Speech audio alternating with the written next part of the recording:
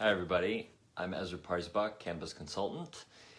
Thanks for joining me. I'm going to be talking about how to take a break from cannabis, why one would do that, and why it's important to take a break sometimes. So you can find me on EzraHelps.com or Ezra Helps on Facebook if you're looking for me.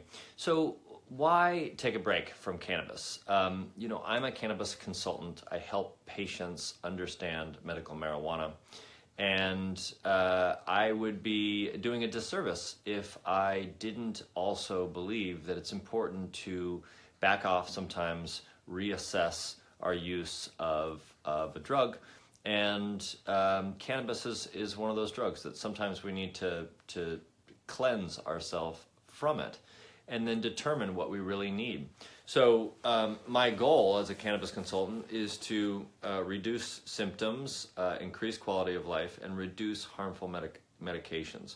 So sometimes cannabis, it's a very powerful herb, it's a powerful medication. So reducing that medication can be helpful. And so I help people who either are addicted to marijuana and need to go off, or they're patients and they're using so much that it's not effective anymore. So I help people balance out their THC use with CBD or come up with other ways of still getting benefits, but giving their receptors a break. So we have to recognize when that is. Often, if people understand the endocannabinoid system, this is the cell system in our bodies, we need to know that what the cannabinoid system does in the body is to create homeostasis. This is to balance things out, to keep us even keeled, right?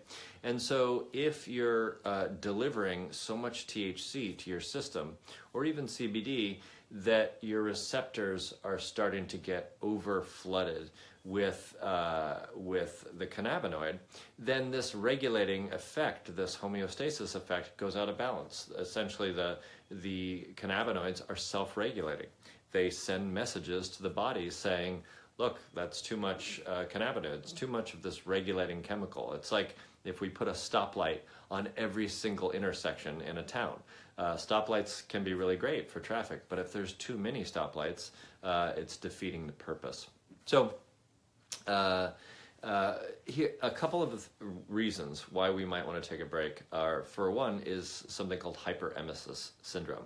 Hyperemesis syndrome is when people consume so much THC that eventually their body has a very strong reaction. They get nauseous and vomit and cannot take any THC into their body. Often this happens when people are chronic users. They've been smoking or consuming cannabis every day for years and years and years, and eventually the body says enough. And I get calls from clients and they say, I've been smoking pot for years. Then one day I started smoking like I normally do, and I started to get nauseous and almost, think that I had the flu or appendicitis or something. What's happening? So this is essentially the body saying, you need to take a break. Also, some people lack CBD. So CBD really helps to balance out THC. So if you're only doing THC over and over again, it can lead to hyperemesis syndrome, this sort of revolting response to the drug.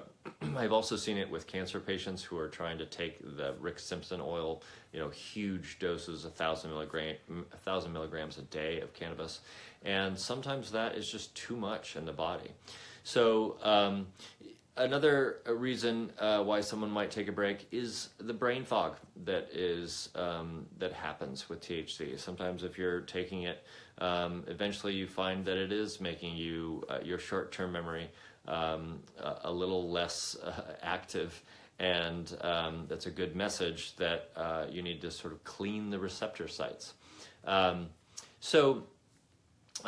When we take a break, we allow these receptor sites. It's kind of, we picture the cell and we picture these little things coming out that are collecting the cannabinoids, they get bombarded and they go down and they need more, the body needs more THC to be effective. So taking a break can also be a great way of saving money or saving the time and energy of taking in so much cannabis, because even just a few days off resets the receptors, and then a very small amount of THC can have the effect of a large amount of THC. So this is great for people, especially for people understanding that sometimes when we take THC for anxiety, and we've been smoking for years or consuming it, and we always think, oh, this is great, it really helps my anxiety.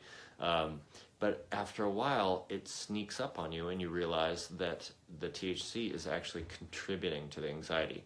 When we smoke, it releases endorphins, so we feel good, but once it fades away, the anxiety comes back even stronger. This is essentially the nervous system saying enough of this chemical.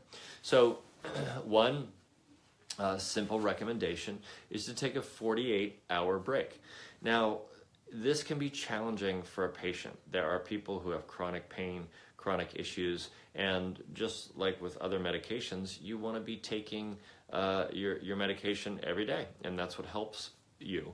So taking a break if you have severe ailments can be really challenging, and so it's difficult. So taking a 2-day break is a good start, but it's a good way of backing off, take 2 days off, and then assess how much of my ailments are coming back in that 2-day period. How much am I just addicted to cannabis and interested in the ritual of cannabis, or used to the ritual of just taking it every night without thinking about it? It allows us to connect to the mind-body experience of cannabis. Cannabis has rituals attached to consuming it, and we also have our mind connection. It makes us feel a certain way, and so often we get enamored or addicted to that. It's not physically addictive in the body, but we are accustomed and addicted to the rituals of it. So if your ailments are severe and they come right back, and taking that 2-day break from cannabis is really harmful, then one simple way of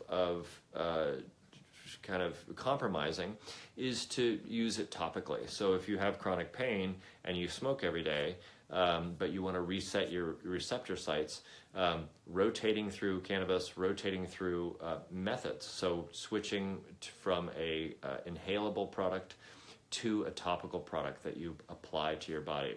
And I tell people to take their THC oil and add it to another carrier oil, add it to olive oil, to sesame oil, and then to really massage it into their body and see if they get some of the pain relieving benefits without having to get the high. And it allows different receptors to receive the cannabis, and the ones that have been receiving it over and over again, over time, they can take the break. So then we go into, say, a 5-day break. What does a 5-day break look like with cannabis? This is when I would recommend often recreational users, people who just are casually taking cannabis every day, don't have severe ailments that they absolutely need cannabis for. Maybe they like it for sleep. Maybe it makes them relax after a long day's work. That's fine. But if we're going to get to our highest self, as I say, we can't get there by getting high. We have to allow ourselves to take 5 days away, assess why are we needing this medicine? Why are we having trouble sleeping?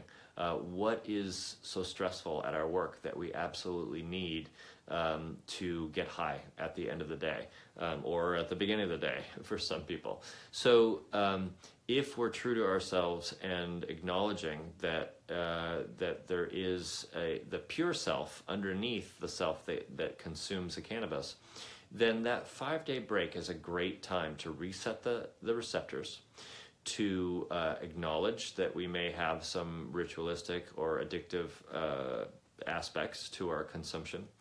And then the beauty of it, though, the nice thing about taking a long break after consuming cannabis regularly is that you reintroduce it to your system after that 5 days. And you need just a tiny amount.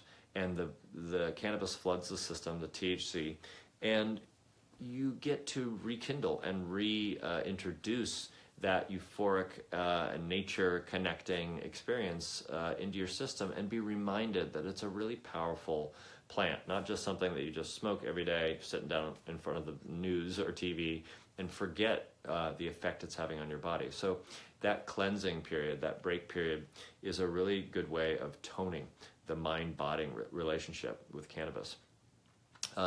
It's also drying. Cannabis is. It's the cannabinoids tend to dry out tissues a little bit. Although they're regulators, they're just astringent. So when you take a 5-day break, it's a good time to take in oils, good healthy oils on and in the body, to drink plenty of water and replenish those dry tissues. Now, the long break, so some people who have experienced hyperemesis, some people who are chronic users and worried about their addiction, some people who are stuck in a medicated loop, like with anxiety or social anxiety, and they're smoking every day and not moving on with their lives, that's when I recommend a 30-day break. So taking a 30-day break is beyond just a week-long cleanse. It's really forcing the user to say, all right, can I get through this without cannabis?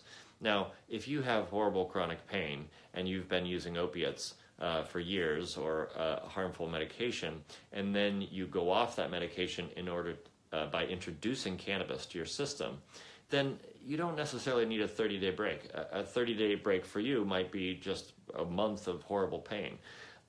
That's not what I'm trying to do. Again, go to the topicals. But often that 30-day break is for the people who have more addiction to cannabis than they are medical. That's more of a recreational user than a medical user, or a medical user who's not doing anything to change their lifestyle, to work on their anxiety or social anxiety, to go see a therapist, to treat themselves holistically. So a 30-day break can be really powerful to just reset. And I'll help people do that. Sometimes parents bring their kids to me, or their adult children to me, because they're trying to work with this person to make sure that that person's medical needs are met, but also that they are not living in a brain fog, being stoned all day long, and that they can move forward in their lives and grow and change. I think cannabis is really good if we allow it to be this great catalyst for healthy, positive change in our lives. But if it starts to be a rut of overuse, then we need to move away from it, regain health without cannabis, and then once we're there, that can take 30 days, then you allow yourself to reintroduce cannabis. Your receptors are very sensitive and fresh, and you only need a little bit. So if you know anyone who needs help with taking a break, or wants to understand a little more about what would be the circumstances, or how to go about having a more balanced, healthy relationship with cannabis, that's what I do. Just email me at Ezra@EzraHelps.com. Thank you for joining me on the live cast, and I'll talk to you next week. Take care.